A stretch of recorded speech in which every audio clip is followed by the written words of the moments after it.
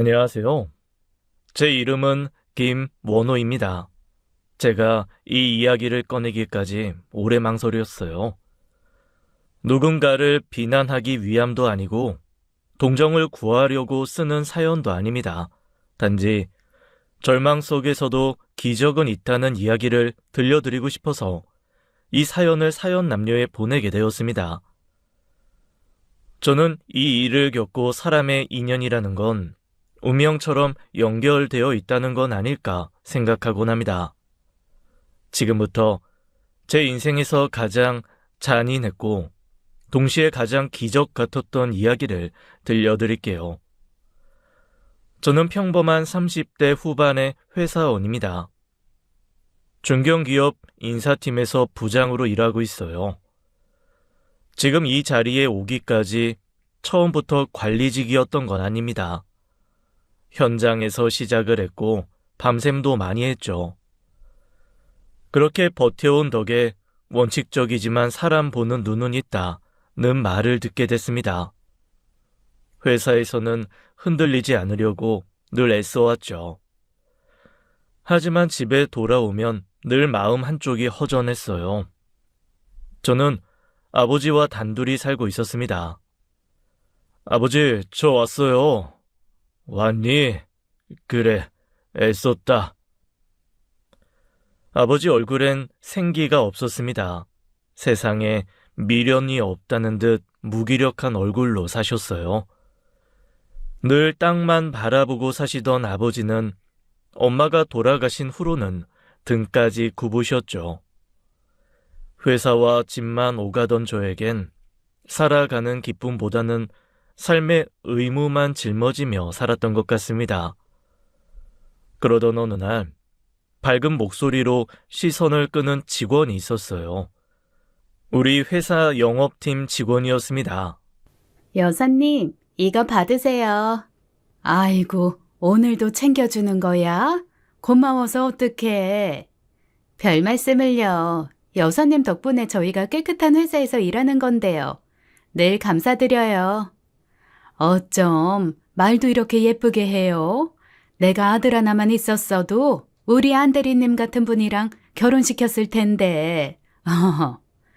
그러게요. 여사님이 딸만 둘이라 너무 아쉽게 됐네요. 제가 여사님 며느리 될 수 있었는데. 목소리만큼 얼굴 표정도 밝고 싹싹한 사람이었어요. 추운 겨울날 청소 여사님께 핫팩을 챙겨주는 모습이 무척 인상적이었죠. 그녀의 밝고 인정 많은 성격은 이미 부서 내에서도 알려진 모양이었어요. 지나가던 영업팀 부장의 목소리가 들렸죠. 아이고, 주연씨, 오늘도 여사님 챙겨드리는 거야? 어머, 부장님, 언제 오셨어요? 방금 외근 나갔다가 왔지. 추우시죠? 핫팩 하나 드릴게요. 잠깐이라도 손에 쥐고 계세요. 나까지 챙겨주는 거야? 헐, 고마워. 주연씨는 참 사람이 착해. 저는 두 발짝 떨어져서 그녀를 지켜보고 있었습니다. 처음엔 이성적인 끌림인 건지 뭔지 모를 관심에서부터 시작이었죠. 그리고 점차 알 수 없는 끌림을 느꼈습니다. 지금 생각해보면 만나야 하는 운명이었는지도 모르겠어요. 어느 날 회사 전체 회식이 끝난 후 그녀가 제게 말했습니다. 부장님은 항상 벽이 있는 것 같아요. 저는 웃으면서 답했습니다. 회사에서는 공과 사를 철저히 하는 것뿐이에요. 선을 지켜야죠. 그렇게 시작된 관계였습니다. 그녀가 제게 먼저 다가왔죠. 우리는 천천히 조심스럽게 만남을 이어갔습니다. 그러던 어느 날 여자친구가 말했어요. 그거 아세요? 저희 아빠가 부장님 되게 좋아하시는 거. 주연 씨가 저에 대해서 무척 좋게 말씀드렸나 보네요. 고마워요. 저는 한마디도 안 했어요. 그냥 남자친구 있다, 우리 회사 사람이다라고만 말했죠. 아이, 그런데 어떻게... 사실 저희 아빠도 이 회사 직원이거든요. 생산팀의 안남규 과장님이요. 그 말에 저는 솔직히 놀라고 좀 부담스러웠어요. 그녀의 아버지가 같은 회사를 다닌다는 사실에 솔직히 마음이 조금 무거워졌죠. 하지만 내색하지는 않았어요. 어느 날 여자친구가 말했습니다. 우리 결혼할래요? 그녀의 그 한마디에 저는 잠시 뜸을 들였습니다. 그러자 그녀가 애교를 부리며 제 팔에 매달려 말했어요. 저는 사실 집에서 빨리 시집 가라고 성하시거든요. 아직 28밖에 안 됐는데 저희 부모님 좀 너무하시죠? 부모님은 그러실 수 있죠. 지금 주연 씨 나이가 가장 예쁠 때고 일찍 시집 가서 가정 꾸렸으면 하시는 부모님 마음 충분히 이해돼요. 그런데 전 주연 씨보다 나이도 10살이나 많고 아버지도 모시고 살아야 해요. 이런 나라도 괜찮겠어요? 그녀는 고개를 연신 끄덕였습니다. 그럼요. 전 시아버님 잘 모실 자신 있어요. 원호 씨 내조도 잘할 자신 있고요. 두 주먹을 불끈쥔 그녀의 모습에 저절로 웃음이 나왔어요. 하지만 이때까지만 해도 정말 몰랐습니다. 이 선택이 30년 넘도록 닫혀있던 제 가족의 상처를 다시 열어버리게 될 줄은요. 여자친구 집에 처음 인사드리러 가던 날을 아직도 잊지 못합니다. 문을 열고 들어가는 순간부터 설명하기 어려운 위화감이 느껴졌어요. 모두들 저를 환대해주며 웃고 있었지만 집안 공기가 이상하게 무거웠죠. 괜히 제 어깨까지 굳어지는 느낌이었어요. 어서 들어오세요. 오는 길이 어렵지는 않으셨어요? 괜찮습니다. 아버님, 말씀 낮추세요. 아유, 어떻게 그래요? 우리 회사 인사팀 부장님이신데 제가 어떻게 말을 놓나? 당신도 참. 얘들 결혼하면 당신이 윗사람인데 당연히 말 놔야지. 안 그래요? 부장님, 이리 와 앉으세요. 어머님도 말씀 낮추세요. 저 회사 일로 온 거 아니고 주연이 남자친구로서 인사드리러 온 겁니다. 아이고, 예. 그럼요. 예비 장인과 장모는 회사에서의 제 직급 때문인지 저를 어려워하며 무척 예의를 차리셨습니다. 우리는 다 함께 소파에 둘러앉았어요. 인사도 하고 이런저런 얘기들을 나누며 서로의 어색함을 풀고 있었죠. 그 사이 부엌에서는 누군가 분주하게 움직이고 있었어요. 여자친구의 언니였습니다. 혼자서 상을 차리고 국을 데우고 반찬을 옮기고 있더군요. 누가 봐도 손님 맞을 준비를 혼자서 다 하고 있었어요. 그때 여자친구 아버지가 툭 던지듯 말했죠. 인정아, 아직 밥 안 됐어? 예, 아버지. 조금만 기다려주세요. 쟤는 아따 갔다 부지런던 지가 언젠데 아직도야. 시간 딱 맞춰서 밥상 차려놓으라니까. 마치 누군가를 부리는 말투였어요. 저를 대하던 말투와는 180도 다른 말투였죠. 여자친구도 아무렇지 않게 말을 보탰습니다. 언니, 빨리 좀 해. 왜 이렇게 오래 걸려? 미리미리 좀 하지. 회사에서 보던 그 부드러운 말투는 아니었습니다. 짜증 섞인 말투에 아랫사람 대하듯이 들렸죠. 예비 처형이 될 그분은 잠깐 저를 보더니 바로 고개를 숙였습니다. 죄송해요. 금방 할게요. 저는 괜찮다고 말했지만 예비 처형은 그 말만 몇 번을 반복하더군요. 표정에는 변명도 억울함도 없었습니다. 그게 더 이상하게 느껴졌습니다. 게다가 밥상 차리는 걸 재촉하면서도 여자친구도 예비 장모님도 여자친구의 남동생도 누구 하나 거들어주는 사람이 없었습니다. 작은 체구의 앙상한 몸으로 혼자서 이 많은 음식을 준비했다는 게 믿기지 않았어요. 저 혼자만 이 상황을 부자연스럽게 느끼는 것 같았죠. 소파에 앉아 있으면서도 제 시선은 계속 부엌으로 향했어요. 혼자 분주하게 움직이는 그녀의 뒷모습이 계속 마음에 걸렸습니다. 이윽고 밥상이 다 차려졌어요. 모두가 식탁에 둘러 앉았습니다.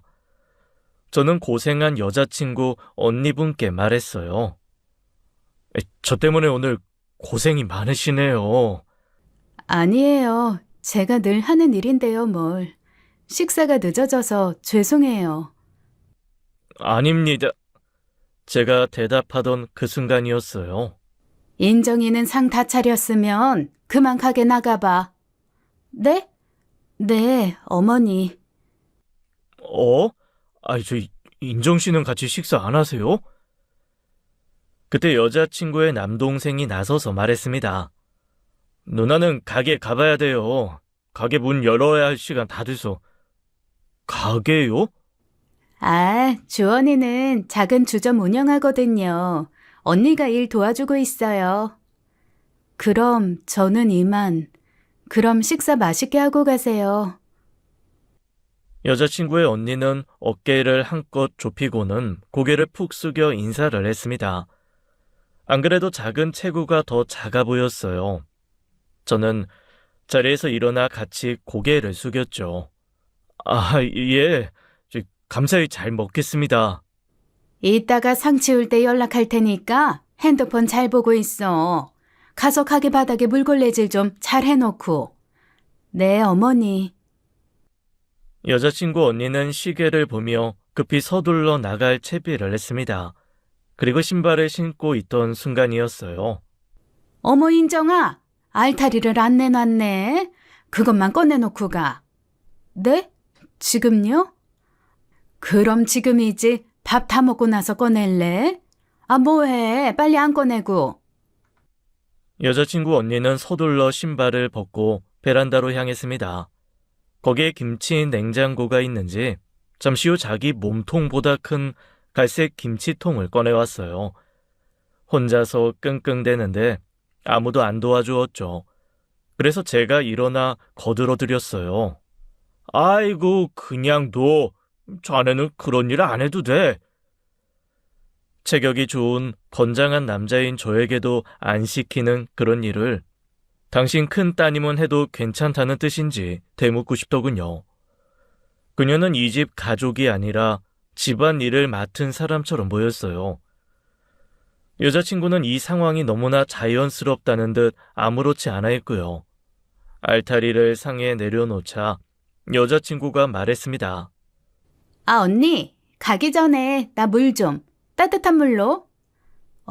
알았어. 주연 씨가 떠와도 되잖아요. 뭐 어때요? 언니가 일어난 김에 떠다 줄 수도 있는 거지. 괜찮아요. 제가 가져다 줄게요. 여자친구의 언니는 군소리 없이 물을 떠왔습니다. 그런데 물컵을 내려놓는 순간 컵이 쓰러지고 말았어요. 순식간에 물이 엎질러져 식탁 밑까지 흘러내렸죠. 차가워. 좀 똑바로 좀 하지. 내 옷 다 젖었잖아. 정말. 이거 드라이 맡겨야 되는 옷인데. 조심 좀 하지. 넌 하는 일마다 왜 그 모양이야?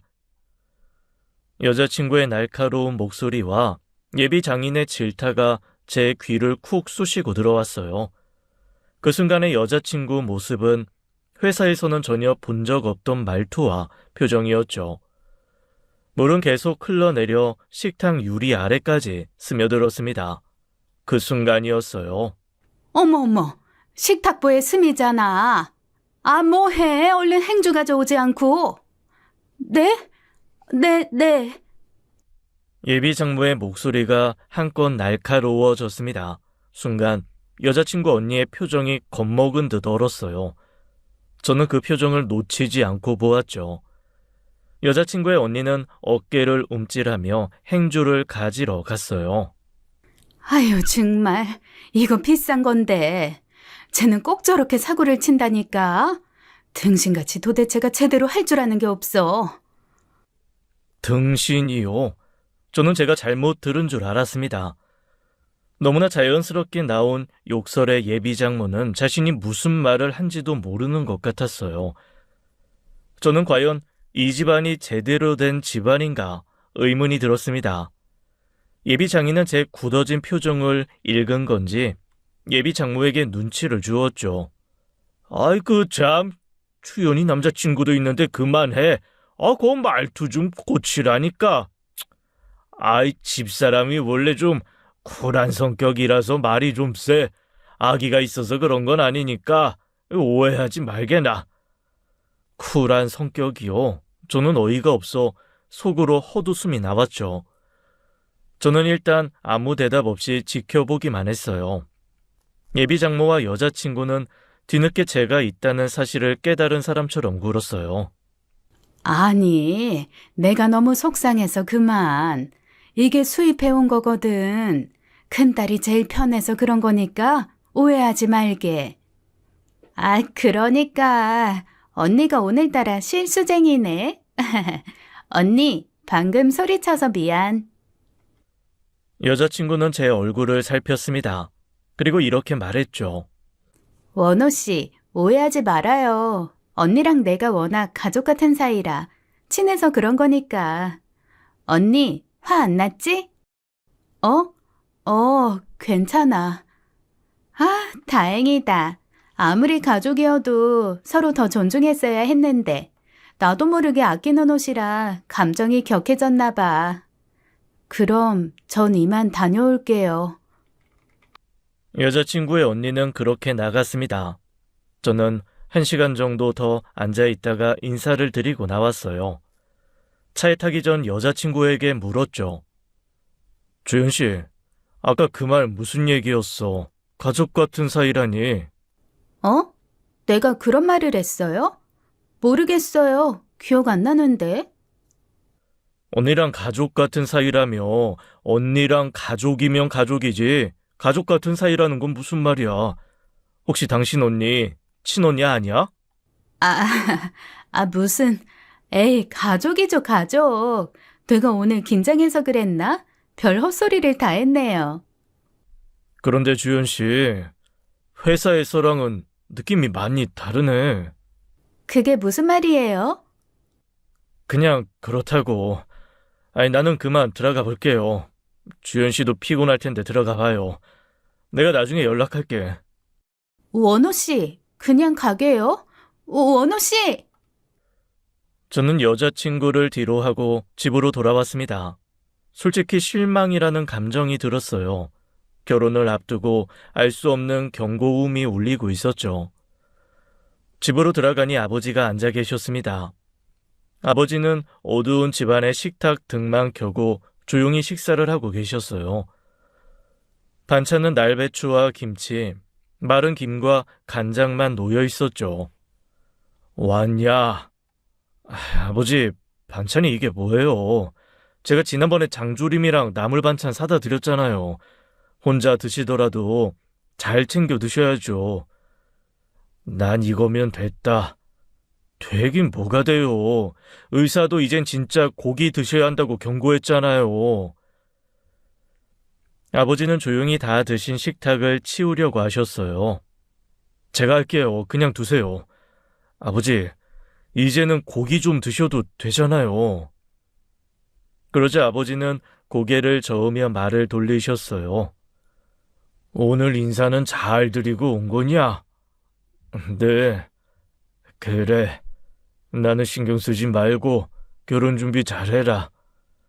저번에 말씀드린 대로 전 결혼해도 아버지랑 같이 살 거예요. 이미 주연이랑도 얘기 다 끝냈고요. 난 그럴 자격 없다. 그 한마디에 더는 아무 말도 할 수 없었습니다. 가슴이 꽉 막혀왔어요. 아버지만 가슴에 돌이 있는 게 아니었습니다. 저 역시 마찬가지였어요. 후회를 삼키며 살아왔죠. 바쁘게 살아도 마음 한구석은 늘 멈춰 있었어요. 아버지 방 서랍장 위에 놓인 사진이 눈에 들어왔습니다. 그 순간 오늘 있었던 일들이 떠오르며 인정 씨 얼굴이 스쳐 지나갔어요. 저는 며칠 후 여자친구에게 연락했습니다. 여자친구는 반갑게 전화를 받았어요. 원호 씨, 계속 연락이 안 돼서 걱정했어요. 원호 씨가 나한테 뭔가 실망한 것 같아서. 혹시 내가 뭐 실수한 거 있었어요? 아니에요, 그런 거. 그런데 주연 씨, 혹시 동생분 가게가 어디인지 알 수 있을까? 응? 가게는 갑자기 왜요? 미리 알아두고 회식할 때 가면 좋잖아요. 주원이 주점을요? 회사에서 거리가 좀 되는데. 뭐, 일하다 보면 어디든 가기도 하니까. 저는 말도 안 되는 소리를 늘어놓았습니다. 게다가 여자친구 가족이 운영하는 가게에 직원들을 데리고 간다. 말도 안 되는 소리였죠. 그런데 제 말을 여자친구는 믿어주었어요. 벌써부터 우리 가족인 거 티내는 거예요? 내 동생 매출 올려주려고 일부러 연락했구나. 안 그래도 내 동생 장사 안 된다고 징징거려서 나중에 원호 씨한테 한번 말해보려고 했는데 먼저 매상 올려줄 생각 해줘서 고마워요. 내가 주소 찍어서 보내줄게요. 아니면 같이 갈까요? 아니에요. 내가 따로 시간 될 때 들릴게. 저는 가게 주소를 받아냈습니다. 며칠 후 그곳에 찾아가 봤어요. 남동생은 보이지 않고 언니분이 보였죠. 제 예상대로였어요. 저는 혼자 테이블에 앉았습니다. 여자친구 언니분이 저를 알아보았어요. 여긴 어쩐 일로? 저는 신경 쓰지 마세요. 주연이한테 요즘 가게 장사 안 된다는 말을 들어서 매상 올려주려고 온 거예요. 아, 네. 그럼 주연이한테 오셨다고 연락해볼까요? 아닙니다. 한 잔만 마시고 금방 갈 거예요. 예비 처형이 될 그녀는 저를 아주 이상한 놈 보듯이 쳐다보았습니다. 하긴 처형이 일하는 가게에 와서 예비 신부도 없이 혼자서 술을 마시고 있었으니 이상한 상황이긴 했어요. 게다가 제가 계속 예비 처형을 힐끔거려서일까요? 예비 처형은 손님들이 부르지 않으면 계속 주방으로 숨었습니다. 저도 좀 뻘쭘했지만 이대로 나가기엔 제 발길이 떨어지지 않았어요. 가게 안을 지켜보니 가관이었어요. 주방 일에 서빙까지 전부 다 그녀 혼자 도맡아 하고 있었습니다. 그나마 테이블에 손님이 저 빼고 한 팀뿐이어서 가능해 보였어요. 그러던 중 식재료와 술이 배달되어 왔습니다. 음식하랴 손님 응대하랴 무척 바빠 보이는 그녀를 위해 저는 물건 옮기는 걸 좀 도왔어요. 인정 씨는 괜찮다며 계속 손사래를 쳤죠. 그러던 중 주방에서 비명 소리가 들려왔습니다. 인정 씨의 목소리였어요. 저는 곧장 주방으로 들어가 보았죠. 그러자 인정 씨가 바닥에 널브러져 있었어요. 넘어진 거였죠. 괜찮으세요? 네, 아니요. 저는 인정 씨를 일으켜 주었어요. 한 걸음을 내딛던 그녀는 고통스러운 듯 소리를 냈습니다. 아! 저는 그녀를 앉히고 발을 확인했어요. 발목이 접질러진 것 같았죠. 양말은 바닥에 고인 물 때문에 젖어 있었어요. 잠깐만요. 양말 좀 벗길게요. 아! 저는 그녀의 양말을 벗겼습니다. 발과 발가락을 확인해 보았어요. 아무래도 발목에 문제가 있어 보였죠. 그런데 발을 확인하던 중 저는 기겁하고 말았어요. 왜 그러세요? 무슨 문제라도. 아닙니다. 저는 여자친구에게 전화를 걸어 남동생과 함께 가게로 오라고 했어요. 남동생도 여자친구도 집에 있더군요. 여자친구가 가게로 도착했고 저는 그 둘에게 가게를 맡기고 예비 처형을 제 차에 태웠습니다. 그 둘은 이 상황을 어리둥절해했죠. 안주가 나오기 전엔 술을 마시지 않는 습관 덕분에 저는 술을 입에 한 모금도 대지 않은 게 천만다행이었어요. 병원에 도착했습니다. 진단 결과 발목 인대가 늘어났다고 했죠. 방깁스를 하고 병원을 나왔습니다. 오늘 감사했어요. 원호 씨 아니었으면 어쩔 뻔했나 싶어요. 그런데 오늘 왜 가게에 혼자 계셨어요? 남동생분도 집에 계시던데. 그게 주원이는 가게에 잘 안 나와요. 주원 씨가 가게 주인 아니었어요?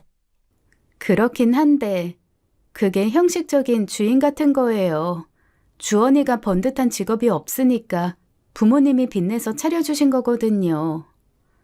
그럼 일은 인정 씨가 다 하는 거고요? 인정 씨는 대답하지 않았습니다. 저는 차에 시동을 켜고 잠시 뜸을 들였어요.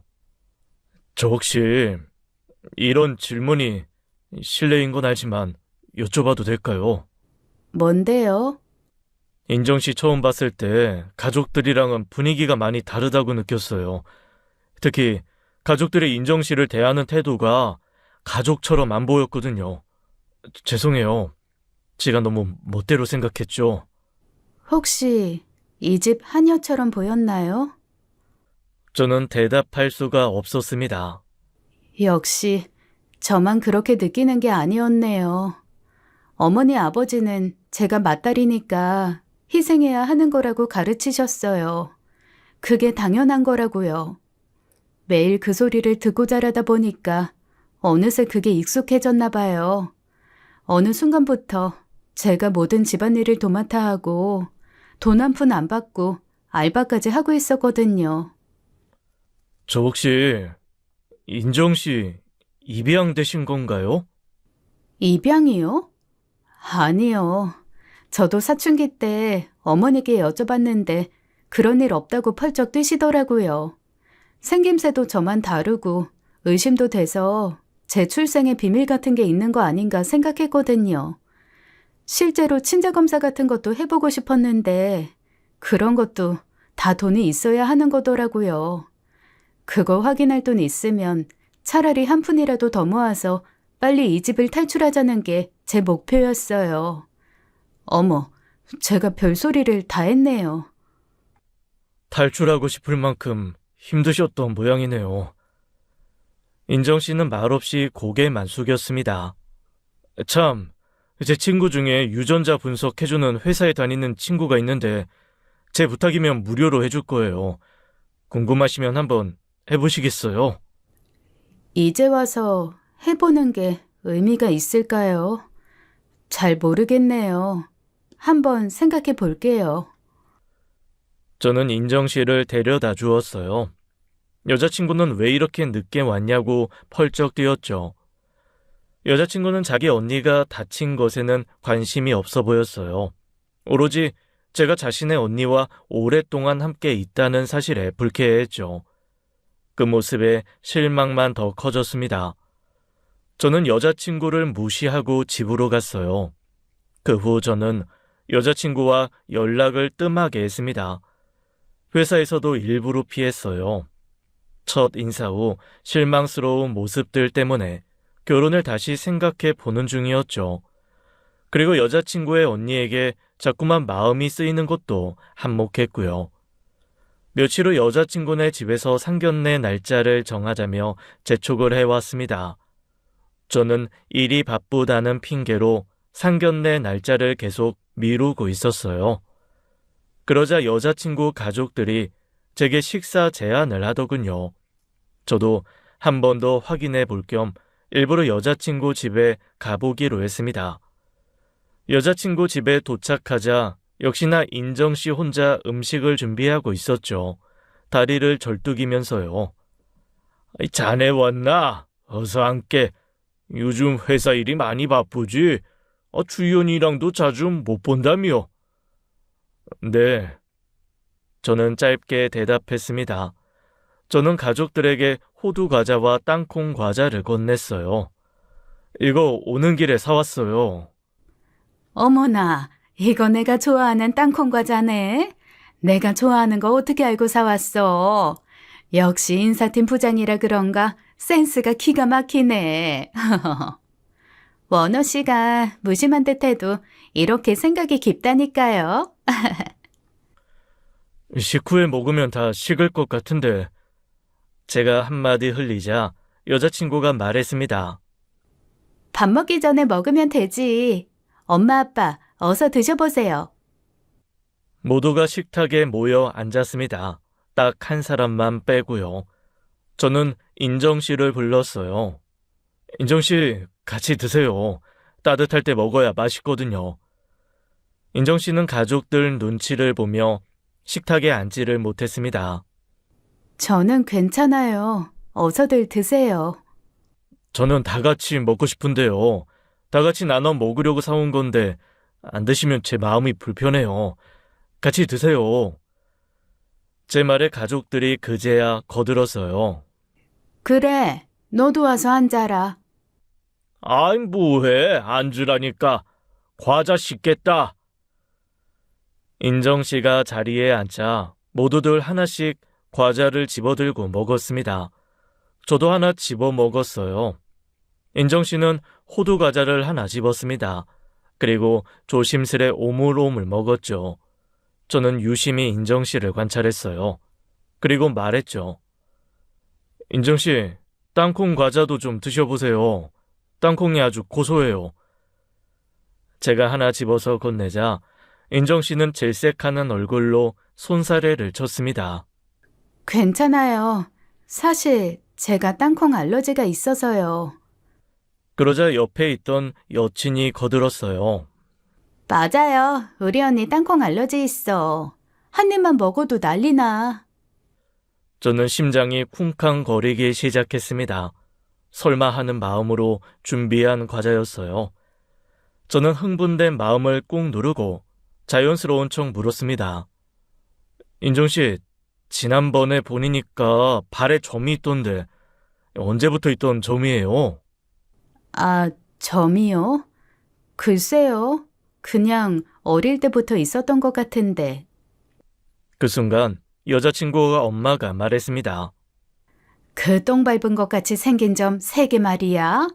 뒤꿈치에 찍힌 게 아주 영락없이 개똥 자국 같다니까. 안 그러니? 맞아, 맞아. 좀 그렇긴 하지. 인정씨는 창피하다는 듯 얼굴을 붉혔습니다.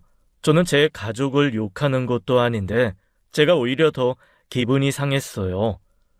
개똥이라뇨. 말씀이 지나치시네요. 제가 볼 땐 곰돌이 모양처럼 보이던데요. 그러자 제 눈치를 보는 여친 아빠가 말했어요. 아이, 그러고 보니 자네 말이 맞네. 곰돌이 모양이네, 곰돌이 모양. 자기 딸에게는 인신공격을 하면서 제 비위나 맞추려는 이 집 가족들이 저는 정상으로 보이지 않았어요. 함께 계속 마주 앉아 있기가 힘들었습니다. 식사를 마친 후 저는 잠시 화장실에 간다며 일어났어요. 화장실에서 나오자 인정씨가 문 앞에 서 있었죠. 그리고 지나가는 척하며 재빨리 제게 무언가를 건넸어요. 위생 비닐 봉투에 든 칫솔이었습니다. 그리고 종이 쪽지도 있었어요. 지난번에 말씀하신 거요. 부탁드릴게요. 인정씨는 조용하고 빠르게 말하고는 화장실 옆방으로 들어갔습니다. 저는 뒷춤에 봉지를 슬쩍 숨기고 현관으로 향했어요. 잠시 담배 한 대 피우고 온다고 하고는 그 봉지를 차에 옮겨두었죠. 종이를 펴보니 전화번호가 적혀 있었습니다. 인정씨 번호였어요. 저는 그 번호를 저장했습니다.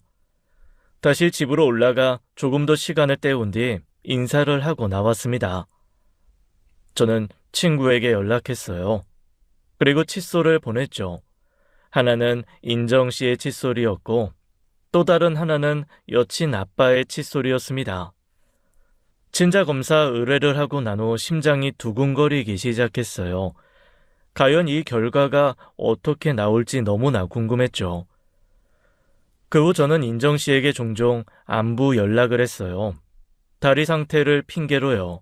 짧은 답장이었지만 인정씨에게서 단문이 꼬박꼬박 왔습니다. 그리고 어느 날 인정씨는 제게 이런 문자를 보내왔어요. 원호 씨는 좋은 사람 같아요. 그래서 고민 끝에 말씀드리는 건데 주연이는 원호 씨 생각만큼 좋은 사람이 아니에요. 결혼은 좀 더 신중하게 생각하시길 바랄게요. 이미 저도 알고 있었습니다. 두 번째 여자친구네 집을 방문했을 때 확신했거든요. 이 집안은 아니다라고요. 하지만 저는 제 속내를 인정 씨에게 말하지 않았어요. 제 마음속에는 풀어야 할 의문이 있었거든요. 그런데 어느 순간부터 인정 씨와 연락이 되지 않았습니다. 저는 회사에서 주연이에게 언니 소식을 물었죠. 원호 씨, 왜 이렇게 우리 언니한테 관심이 많아요? 우리 언니 발목 다친 날 병원에 데려다 주면서 내가 모르는 일 있었어요? 무슨 말이 그래? 주연 씨 언니니까 신경 써준 건데. 그럼 언니한테 신경 안 써도 되니까 나한테 신경이나 쓰세요. 여자친구는 토라져서 획 돌아서 가버렸습니다. 그 후로도 인정 씨는 계속 연락이 되지 않았어요. 저는 이상하게 마음이 불안했습니다. 걱정되는 마음에 퇴근 후 호프집을 찾아가 보았어요. 막상 가게에 들어가진 않고 차를 길가에 세워두고 밖에서 지켜보기만 했죠. 인정 씨 모습이 보였어요. 여전히 다리를 절뚝이며 일을 하고 있었죠. 손님이 모두 빠져나간 무렵 주원이가 걸어오는 게 보였어요. 이제 출근한 건지 가게 안으로 들어가더군요.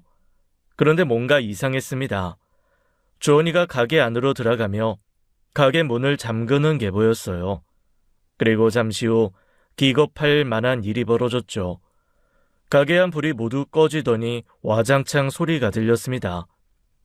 뭐지 싶어 차 창문을 내렸어요. 그런데 그 순간이었죠. 살려주세요! 분명 인정 씨의 목소리였어요. 저는 차에서 내려 가게로 뛰어들었습니다.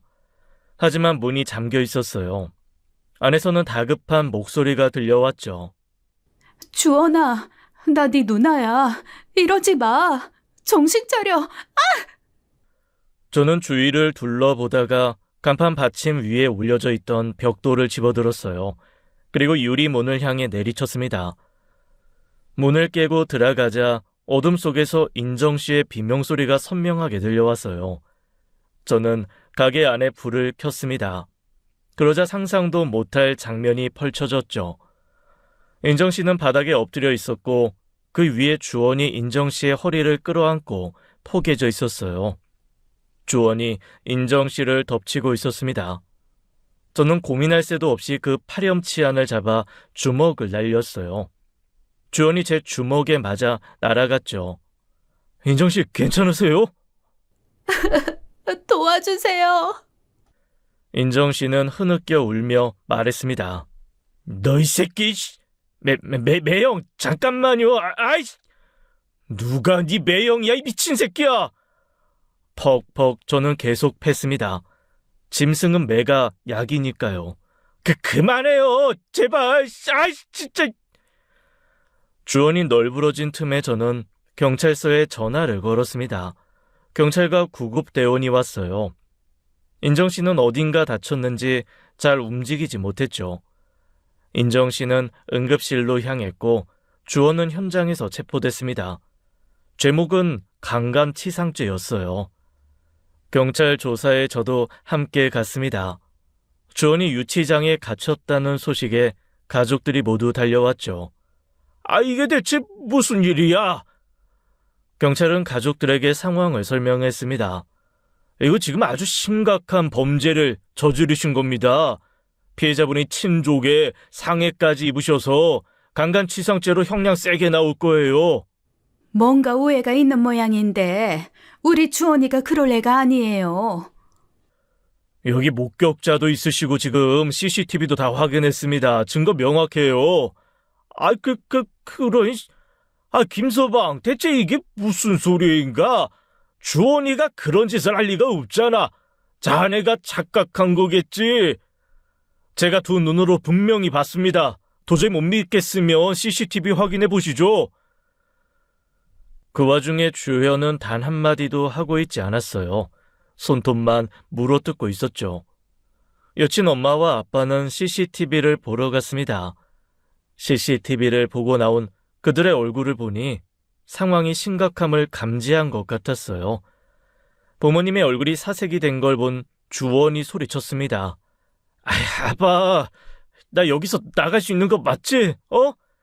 멍청한 새끼야. CCTV 있는 곳에서 저런 짓을 벌여. 모자란 놈. 저는 그 말에 정말 충격을 받았어요. CCTV 없는 곳이면 그런 짓을 해도 됐었다는 말인가요? 그것도 자기 딸이 피해자인데 말이에요. 여친 엄마도 한숨을 푹 쉬며 미간에 주름을 잔뜩 찌푸렸습니다. 그러자 주원이 갑자기 급발진하더군요. 누나, 이거 다 누나가 시킨 거잖아. 뭐? 너 입 안 닥쳐? 이거 완전 미친 새끼 아니야? 아빠, 엄마, 난 누나가 시킨 대로 한 죄밖에 없어. 누나 결혼하면 나 1억 챙겨준다고 해서 그런 거라고. 안주연, 그게 대체 무슨 말이야? 저는 목소리를 깔고 물었습니다. 제 눈은 주연을 무섭게 노려보고 있었어요. 주연은 눈을 내리깔고 바닥만 훑고 있었죠. 난 그런 말 한 적 없어요. 제가 약을 잘못 처먹었나? 대체 무슨 헛소리를 하는 거야? 안주연 씨, 진짜 안주연 씨가 시킨 거 맞아요? 주연은 딱 잡아댔습니다. 그러자 주원이 말했어요. 내 핸드폰에 누나랑 대화한 내용 다 녹음했어. 어딜 독박을 씌워? 경찰이 다시 주연을 바라보며 말했어요. 핸드폰 줘봐요. 주연은 경찰 말이 끝나기 무섭게 냅다 도망을 쳤습니다. 경찰서에서요. 당연히 몇 발자국도 못 가고 바로 잡혔고 유치장에 갇혔어요. 주연의 엄마와 아빠도 이 상황이 무척 당황한 듯 보였습니다. 아들, 딸이 둘 다 감옥에 갈 상황이 되니 얼굴이 새파랗게 질렸죠. 주연은 온갖 상스러운 욕을 남발하며 자기 동생에게 죽일 듯이 화를 냈어요. 처음 보는 악에 바친 얼굴이었죠. 주원도 지지 않고 악을 쓰며 욕을 해댔습니다. 야이씨, 네가 누나면 다야? 인정이 누나가 매형한테 꼬리 친다고 떼어내달라며. 너 입 안 닥쳐? 그 말을 들은 주연의 부모들은 경악할 반응을 보였어요. 그게 무슨 소리야? 꼬리를 치다니. 이게 다 언니 그년 때문이에요. 내가 다 봤어. 둘이 서로 문자하고 연락하는 거. 인정이 언니 만난 후로 원호 씨가 변했다고. 설마 언니랑 바람이라도 난 거야? 둘이 잤어? 말해봐. 저는 한숨을 크게 쉬었어요. 억지 쓰지 마. 서로 안부 연락한 것뿐이야. 그런데 상황이 이상하게 돌아가더군요. 주연의 부모님이 인정 씨를 꽃뱀으로 몰아가기 시작한 거였어요. 경관님, 인정이 걔가 원래부터 음흉한 구석이 있었어요. 아무래도 걔가 꼬리쳐서 이 사달이 난 것 같은데 이게 어떻게 얘들 잘못만 있겠어요. 안 그래요? 아니, 인정이 얘가 언제 한번 사고 칠 줄 알았어. 감히 키워준 은혜를 이딴 식으로 갚아? 경관님, 우리 아들이랑 딸은 잘못이 없습니다. 제가 큰 딸을 꽃뱀으로 키운 잘못이에요. 아마 그 아이가 질투에 눈이 멀어서 작은 딸이 결혼할 남자도 꼬시고 자기 남동생도 홀려서 이 사단을 만든 것 같네요. 저희 집안일이니 저희가 집에서 아이들 잘 다이르고 잘잘못 가르치도록 하겠습니다. 그만 보내주시죠. 그건 안 됩니다. 형사사건이라서요. 그리고 아까 병원에서 연락 왔어요. 피해자분 갈비뼈 골절되셔서 전치 6주 나왔답니다. 김서방, 자네가 말해보게. 인정이가 자네 홀린 게 맞지? 남자는 여자가 작정하고 꼬시면 한 번쯤 넘어갈 수도 있어. 우린 자네 용서할 테니 자네가 이 상황 좀 어떻게 좀 해보게. 자네 우리 주연이랑 결혼할 거 아닌가? 아까부터 김서방 하시는데 굉장히 불쾌하네요. 뭐? 자기 딸을 꽃뱀 취급하는 부모를 장인으로 맺을 만큼 좀 미치지 않았습니다. 더 아픈 손가락은 있어도 안 아픈 손가락 없다던데 인정 씨는 친자식이 아니기라도 한 겁니까? 그건 제가 직접 확인해보죠. 저 오늘부로 파혼합니다. 부장님, 뭔가 오해가 있으신 모양인데 결혼은 다시 한번 생각해주세요. 원호 씨, 파혼이라니. 어떻게 나한테 이래요? 나보다 언니가 더 좋은 거예요? 둘이 잤지? 성격만 꼬인 줄 알았는데 망상장애까지 있네. 안주현 씨, 나야말로 당신이 쓴 가면에 속은 거야. 우린 여기까지야. 그럼 법정에서 보자. 원호 씨! 저는 병원에서 인정 씨를 퇴원시키고 제가 사는 집으로 데려왔습니다. 인정 씨는 민폐를 끼치기 싫다며 거절했지만 그래봤자 갈 곳이 없는 처지였어요. 아버지께 미리 연락을 드리고 집으로 갔죠. 집 현관문을 열고 들어갔어요. 아버지께서 주방에 서 계셨죠. 아버지는 인정 씨를 보자마자 들고 있던 컵을 떨어뜨리셨어요. 쨍그랑 소리가 울렸죠. 아이고, 내 정신 좀 봐. 이거 미안합니다. 아버지가 유리를 치우려고 하자 인정 씨가 거들며 나섰습니다. 제가 할게요, 아버님. 저는 인정 씨를 가로막으며 말했어요.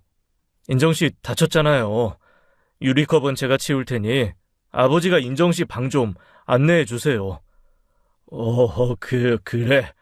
남자 둘이 사는 집이라 별로지만 그래도 복층에 방이 6개나 있어서 많이 불편하진 않을 거예요.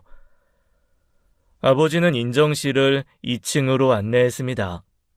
저는 인정 씨에게 좀 쉬라고 하고 아버지 방으로 갔어요. 아버지가 말씀하셨죠. 원호야, 너무 닮았다. 눈매며 보조개까지.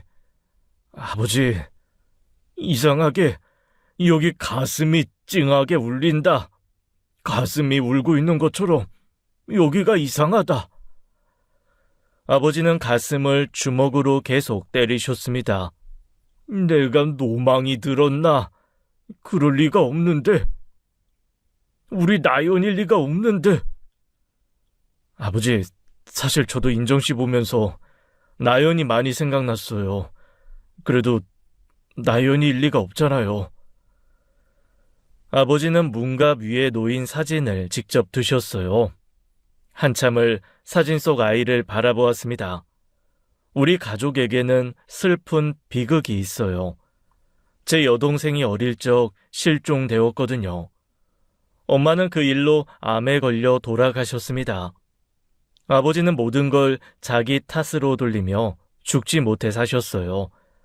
죄책감이 크셔서 나연이가 사라진 이후 고기 한 점 드시지 않으셨죠. 의사의 경고가 있었음에도 불구하고 여전히 고기를 안 드셨습니다.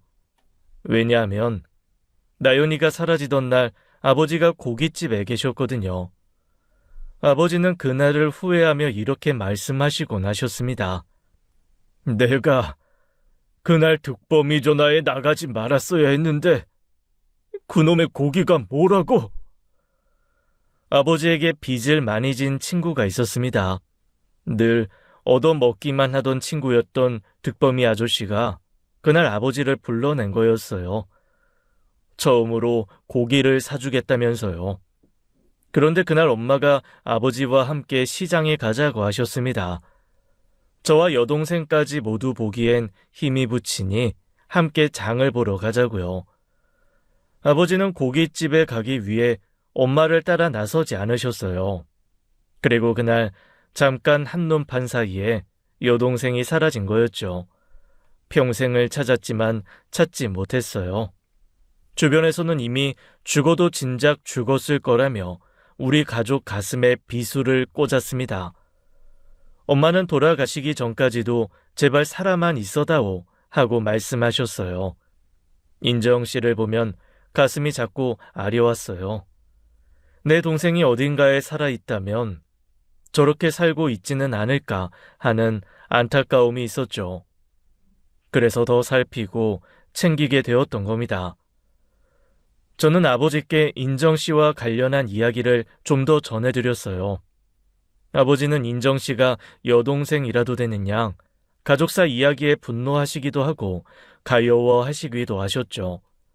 저는 거기에 덧붙여 제가 본 몇 가지 것들도 이야기를 전해드렸어요. 제 이야기를 모두 들으신 아버지의 눈이 동그랗게 커다래지셨습니다.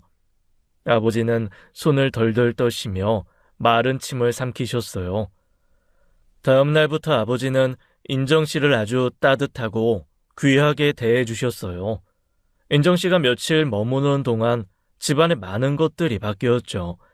아버지는 침구와 침구 세트를 구입해서 인정 씨 방에 새로 넣어주셨습니다. 인정 씨는 괜찮다며 거절했지만 아버지는 편히 쓰라며 밀어 넣어주셨죠. 인정 씨가 집에 들어왔을 뿐인데 아버지가 무척 바빠지신 것 같았어요. 하루에도 몇 번씩 마트에 다녀오셨죠. 저기, 내가 방금 마트에 갔다 왔는데 좋은 고기가 팔더라고요. 오노야, 인정 씨랑 같이 구워 먹어라. 아버님, 감사해요. 고작 며칠 머무는 건데 새 침대에 이불까지 사주시고 오늘은 소고기까지. 저 살면서 이런 귀한 대접 처음 받아봐요. 정말 고맙습니다. 인정 씨는 눈시울이 붉어졌어요. 동시에 아버지의 눈도 벌개지셨죠. 이게 뭐 별거라고. 그럼 난 나가 있을 테니 편히 식사해요.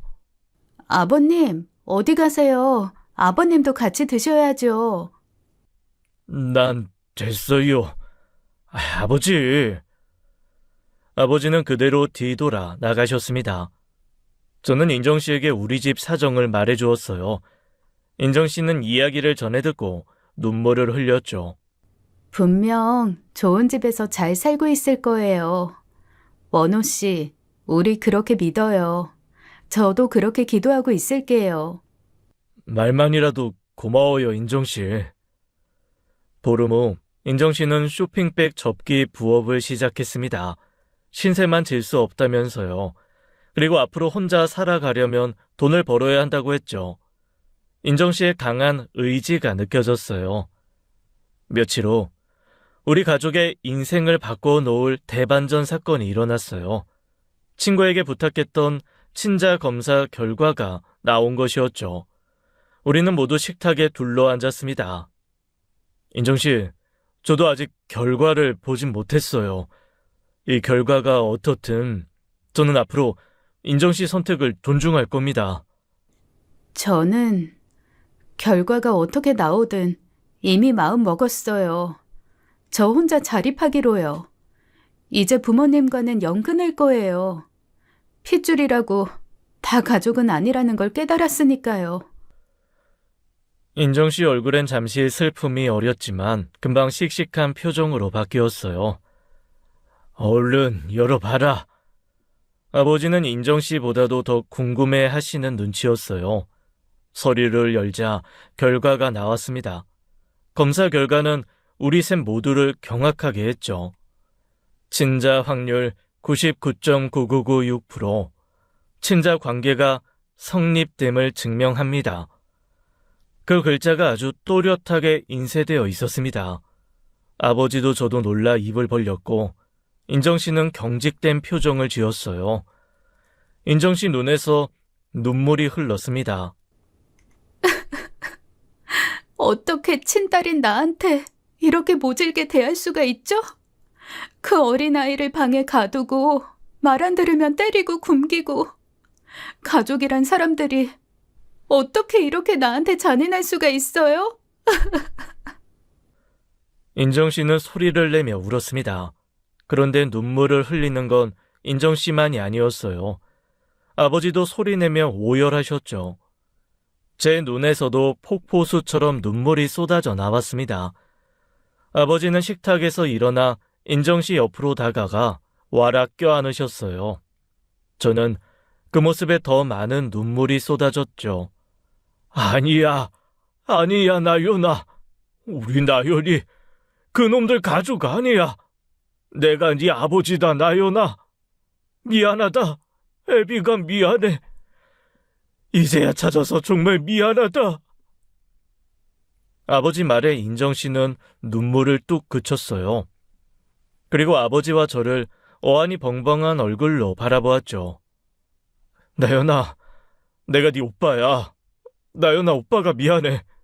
네 손 꼭 잡고 있었어야 했는데 오빠가 정말 잘못했어. 그게 무슨 말씀들이세요? 아버님, 원호 씨. 사실 내가 아버지 유전자랑 친자 검사했어. 너 내 동생이야. 우리가 진짜 가족이라고. 내가 멋대로 검사해서 미안해. 그런데 네 발바닥에 있는 곰돌이 좀, 그리고 땅콩 알러지까지 내 동생이랑 똑같았어. 그래서 그냥 지나칠 수가 없었어.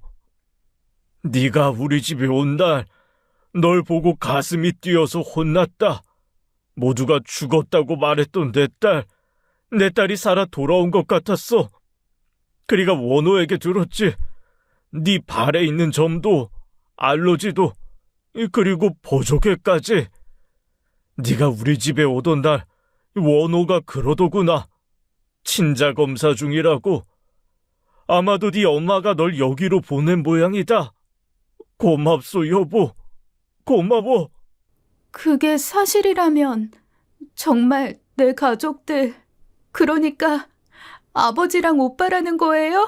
어떻게 이런 일이... 나연이도 그렇게 말하며 오열했습니다. 세 가족이 이렇게 다시 모여 앉는 모습은 상상만 했는데 그 일이 현실로 일어났죠. 우리 셋은 부둥켜 안고 눈물의 밤을 보냈습니다. 저는 다음날 연차를 내고 가족들과 어머니를 뵈러 갔습니다. 엄마,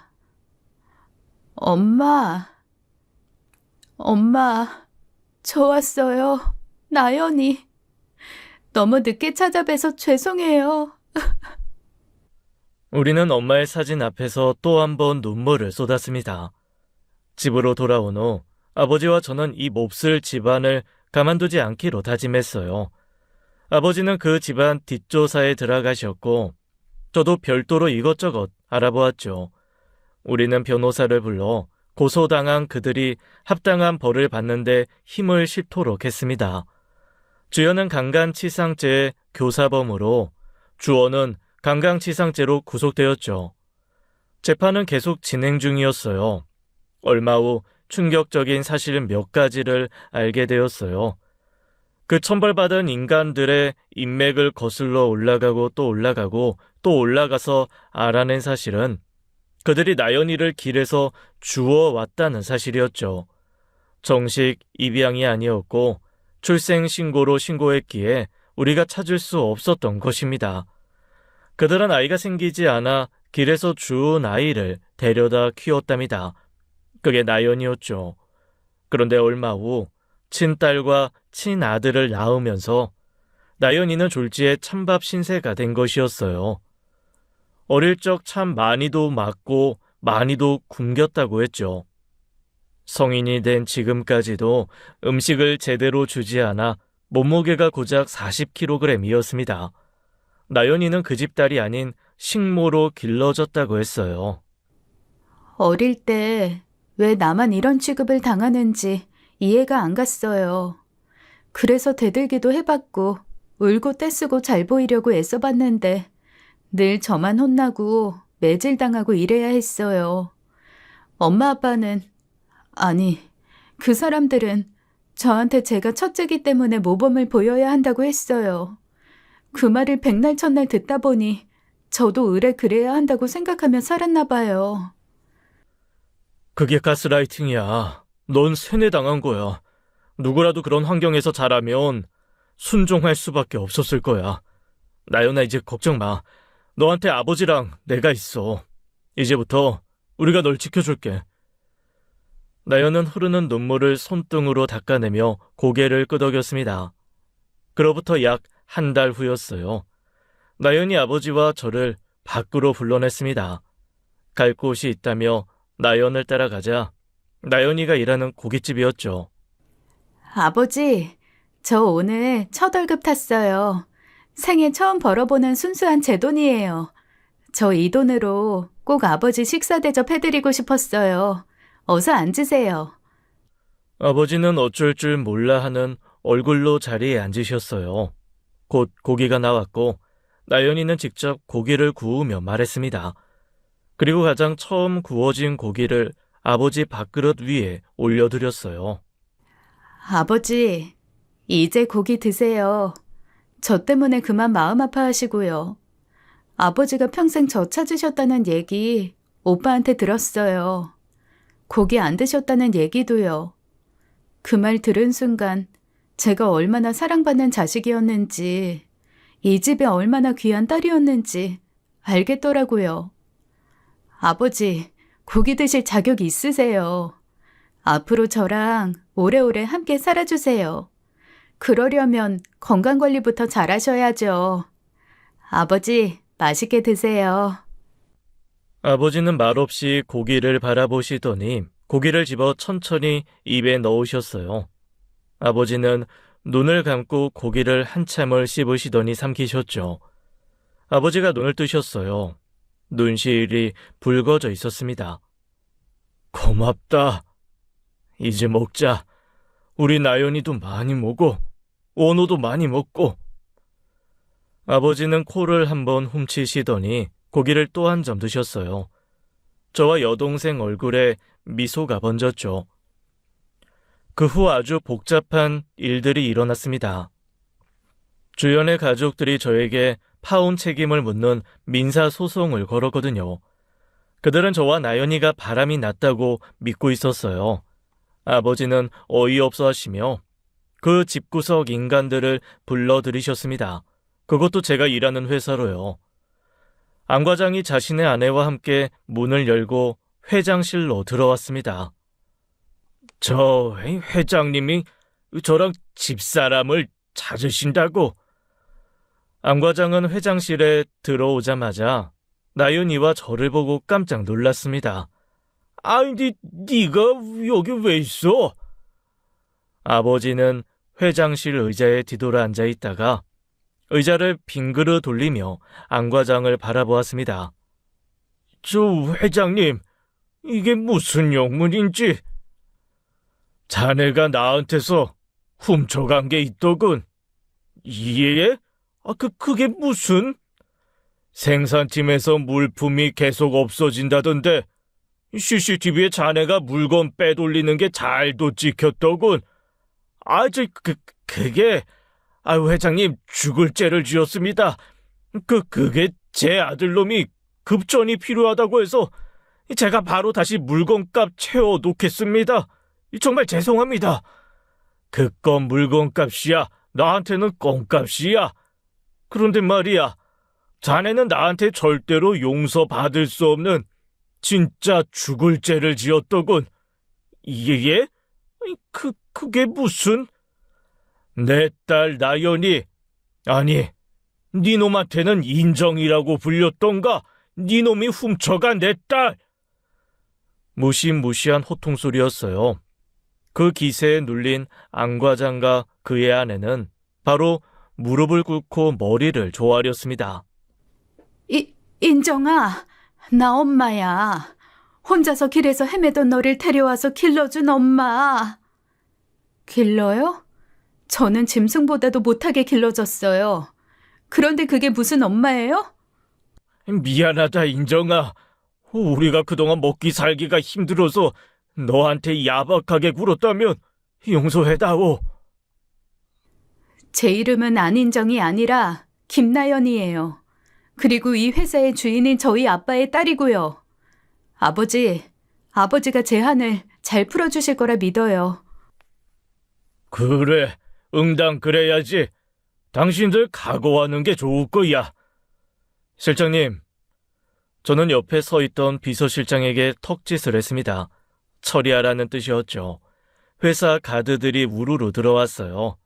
그 둘을 끌고 나갔습니다.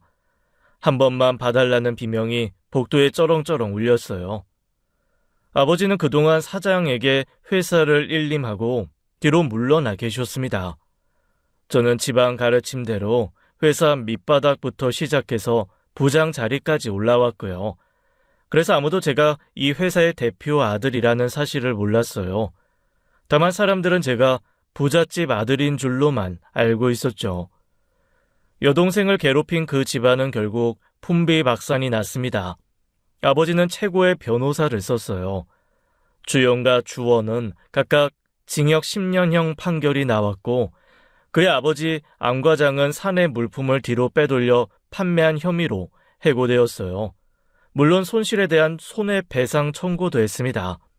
안 과장의 평판은 이미 안 좋았던 터였고 회사에서도 벼르고 있던 인물이었죠. 주연과 사귈 때 그녀의 아버지가 안 과장이라는 사실에 좀 놀랐었습니다. 그들이 대출을 내어 차렸던 호프집도 경매에 넘어갔습니다. 돈 나올 구멍이 없어지자 대출 이자를 갚지 못하고 가압류가 걸린 거였죠. 게다가 거래처 물품 대금 지급을 못해서 소송까지 들어왔고요. 그들은 결국 파산 신청 절차를 밟더군요. 저에게 민사소송을 걸었던 것이 무서웠는지 소송을 취하했고요. 우리는 오히려 그쪽에 민사소송을 걸었습니다. 그동안 나연이가 그 집에서 무일푼으로 일해온 것들을 모두 증명해서 청구했죠. 꽤 오랜 기간이었기에 억대가 넘는 돈이 나왔습니다. 그들이 손에 쥔 모든 통장에 압류를 걸었습니다. 단 한 푼이라도 들어올 경우 나연이 몫으로 받아 놓을 수 있게 해놓았죠. 평생 재기하기 힘들게 만들어 주었어요. 그들이 내 동생에게 한 것만큼 악랄하게요. 우리는 그들에게 이 정도 벌을 마땅하다고 생각합니다. 여러분 생각은 어떠신가요? 그들이 나연이를 발견하고 경찰에 데려다 주었다면 엄마도 그렇게 일찍 돌아가시지 않으셨을 겁니다. 아니, 차라리 데려가서 사랑 듬뿍 주며 곱게 길러주었다면 고마워했을지도 모르겠습니다. 하지만 그들이 선택한 건 노동력 갈취였어요. 노예로 길러낸 거였죠. 나연이는 이제 그 고통 속에서 빠져나가는 중이었어요. 자신의 꿈을 펼치기 시작했습니다. 식품 연구원이 되고 싶다고 했어요. 음식에 대한 갈망이 그녀의 꿈이 된 거였죠. 그런 꿈을 갖게 된 나연이가 안타깝지만 오빠로서 옆에서 많이 응원해 줄 생각입니다. 우리의 가족의 이야기 들어주셔서 감사합니다. 지금까지 사연 읽어주는 남녀였습니다.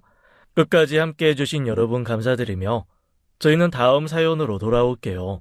감사합니다.